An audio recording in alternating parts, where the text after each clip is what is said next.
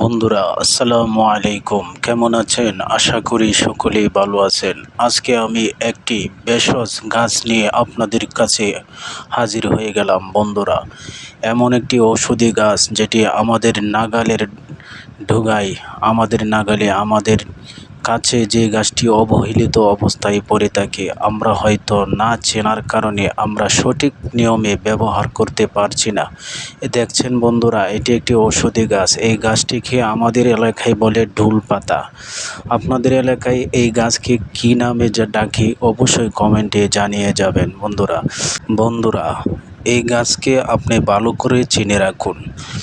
এই গাছটি আমাদের অত্যন্ত একটি উপকারী গাছ।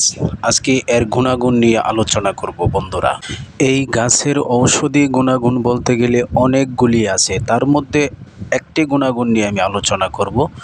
বন্ধুরা, এই গাছটি কিন্তু আমাদের দেশে সারা বছরে হয়ে থাকে। রাস্তার ধারে, জলাশয়ে, ঝোপঝাড়ে, সব জায়গায় সবসময় সরজমিনে হয়ে থাকে। এই গাছটি সারা বছরে আমাদের নাগালেই পাওয়া যায়। বন্ধুরা, এই গাছটি আপনি প্রতিদিন সকালবেলা এক মুষ্টি পরিমাণ ডুগাসহ পাতাসহ উঠিয়ে নেবেন। নিয়ে আপনি লবণবিহীন, লবণ ছাড়া হালকা সরিষা তেলের হালকা আছে আপনি ভালো করে সিদ্ধ করে নেন এবং খালি পেটে ওই শাকটা আপনি খেয়ে ফেলুন।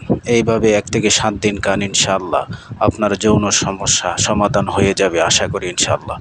বন্ধুরা, এই গাছের পাতা কিন্তু ব্যাঙ খেয়ে থাকে।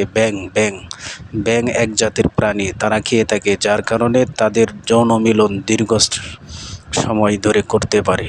বন্ধুরা, আপনিও এই গাছকে ব্যবহার করুন, আশা করি ইনশাআল্লাহ সুফল পাবেন।